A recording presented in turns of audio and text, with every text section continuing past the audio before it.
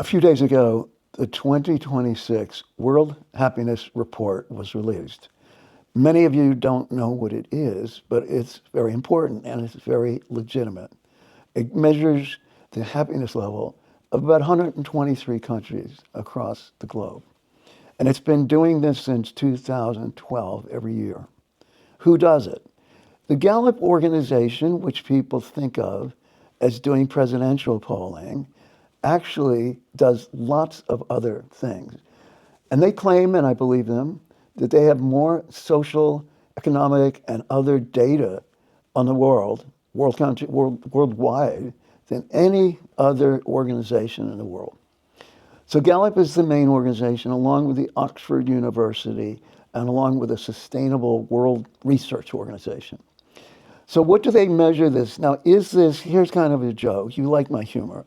Somebody might think the World Happiness Report is this, that they go around to every beach, like let's say Malibu, California, and they interview surfers and they ask them how happy they are. Now, if that was the case, the US would probably rank number one. But that's not what the case is. The case is looking at major factors such as economic equality, health care. Is it universal, which we don't have? Transportation, education, lifespan, and so on. And also the issue of some subjective stuff and divided into demographic groups by age. So one of the things they're finding is a real decrease for youth across the world, but especially in English language countries of the US, Canada, Australia, and New Zealand. Why? Because outrageously high social media use. And the numbers have gone up with that, and the anxiety and lack of happiness has also.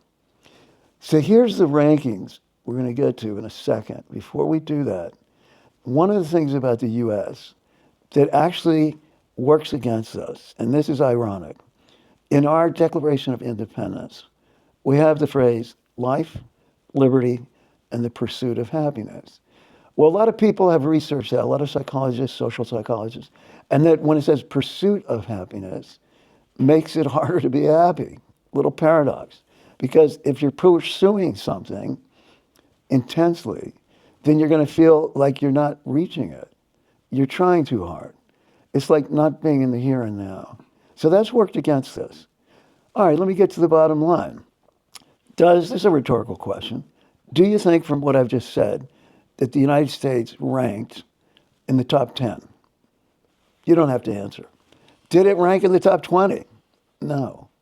So, when people say, USA number one, that pisses me off, okay? Because one of the things we're number one is gun violence, okay?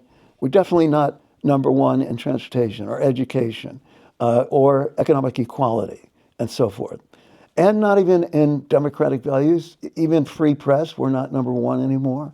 Okay, so here's the top 10, and I'm going to read them out quickly. Number one, Finland. And the interesting thing about Finland, which is in Scandinavia, which almost all the top ones are, is that Finland has come in number one 7 years in a row. Now, do they go out and boast about it? Do they have worldwide parades announcing it? Do they do major advertising on worldwide media talking about how they're number one? No. In fact, they're against doing that. They're against that. Okay, number two, Iceland. Well, Iceland is almost not a country, I can admit that, but it is a nice place, and I was there just for about 4 days. And a lot of Americans are going there now. But it is run like other Scandinavian countries. There's no crime. Oh, that's another issue. Okay, number three is Denmark. Guess what? Denmark is a Scandinavian country, number one. Number two, it also has also has Greenland as one of its territories. Greenland is affiliated with Denmark. And Greenland is a place that a guy named Trump wants to take over, like a real estate deal. But the Danes and the Greenland people are totally against it. Okay.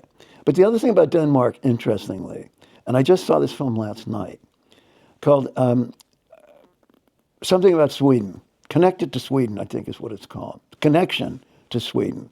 It's a really, really good dramatic film based on a true story. And it has to do with rescuing Jews from Denmark and Norway to Sweden.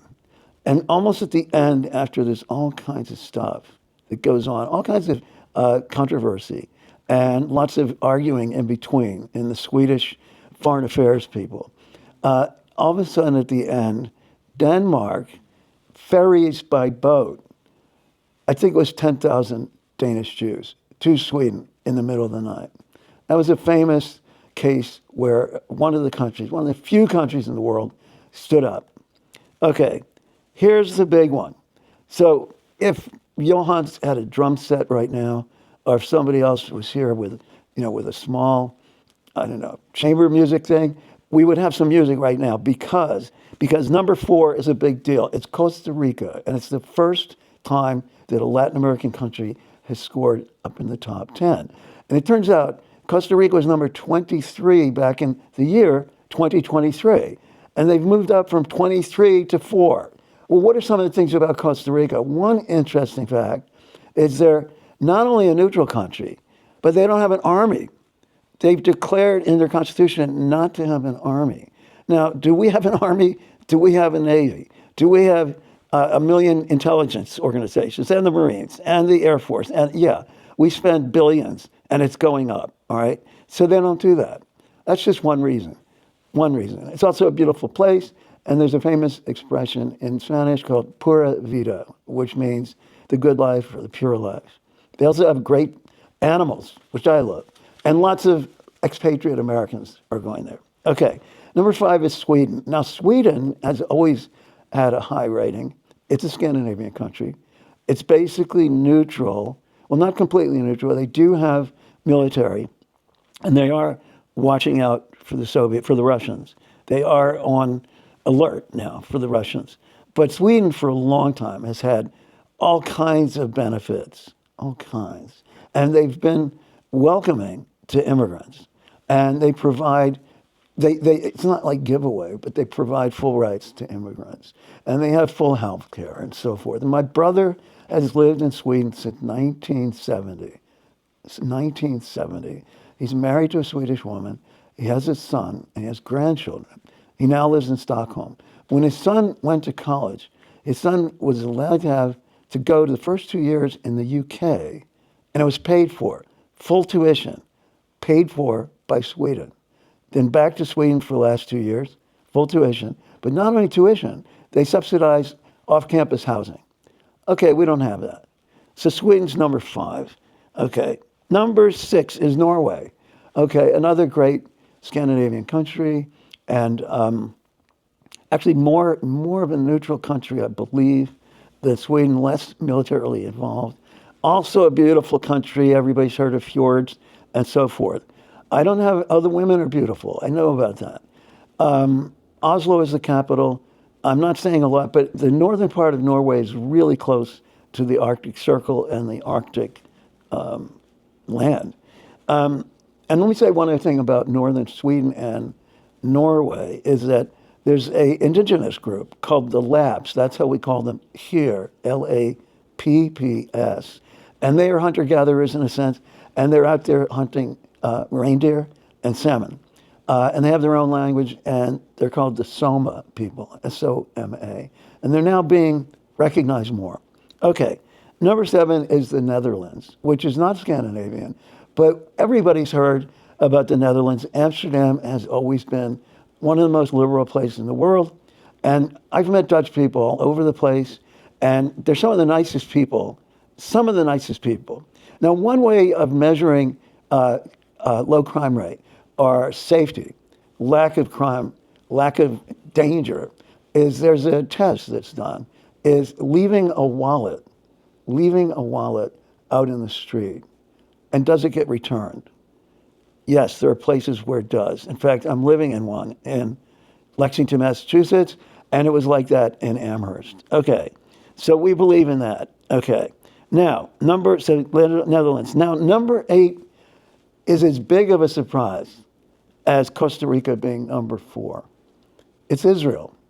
Okay, now why would Israel be so high despite all the wars, all the controversy, Israel getting bombed, every house has a fallout shelter, bomb shelter in the basement in every apartment building. People are definitely on alert. But the youth in Israel have a lot of solidarity, a lot of cohesiveness, and the people in general. But the youth in particular, everyone serves in the military. And you would think, well, that's terrible. That's not a good sign. That would be an interference with happiness. But not if you're doing it with all your friends. The women don't have universal service, but they have a high rate of service. And even though Israel's filled with lots of different kinds of people who are arguing with each other, and if you're in Israel, you see a lot of arguments, they rate as number 8. They do have full health insurance. They do have a lot of benefits, and even for immigrants, because they support immigration. Okay, what's number 9? I'm getting it. Okay. Give me a break, you guys. Okay. I'm just about to get to it. It's on my cell phone. Here we go. Number 9 is Luxembourg. All right. How many of us here know a lot about Luxembourg? Do we even know the capital of Luxembourg? It is a small, obscure country. I think the languages they speak are German and French, but correct me out there. I don't know even the capital. But I do know about the number 10, and it's Mexico. So second Latin country shows up in the top 10, Mexico. And Mexico is our southern neighbors. And Americans often complain about Mexico, but they're not recognizing the grandeur and the beauty of Mexico. Not only geographical beauty, but artistic beauty.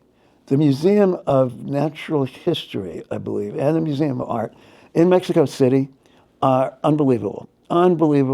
And so many people in the U.S., so many artists in the U.S. have adopted the style and influence of Mexican art. We also have great literature. Octavio Paz and Allende, I think, she's from Chile. Okay. Anyway, many others that I can't remember at this moment. But Mexico is not just a bunch of cartels and so forth. That's a scam. That's bullshit. So people in the U.S. should feel comfortable going to Mexico, not necessarily every spot in Mexico, but plenty of beautiful places. So I want to say, wrapping this up, that it's really good to look at World Happiness Report. And I forgot one important thing, which is, what number does the U.S. rank? We're 23. Now, we moved up 1 in 2025. It was at 24. That's not a great movement. That's not a great, increase. Why would it be possible that the USA would be number 23? And one of the reasons is that we score low on some of the things I was talking about. We don't have universal health care. We don't all have a great education system. I just want to mention the top education system in the world is Finland. People in Finland score the highest on math, science, and so forth. So we're not anywhere near there. And we have a lot of crime, and we have a lot of bad transportation, and so forth. So I've already said some of that, and I want to reiterate it. I believe that I'm involved in all these protest movements, King's Day and other things. We've been looking a lot at people involved in detention. But what I want to say is, instead of talking only about what we're against, we need to talk about what we're for. And I said this in a speech yesterday. What we're for is getting higher on the world happiness by doing those things necessary. Shalom, shalom from Johnny.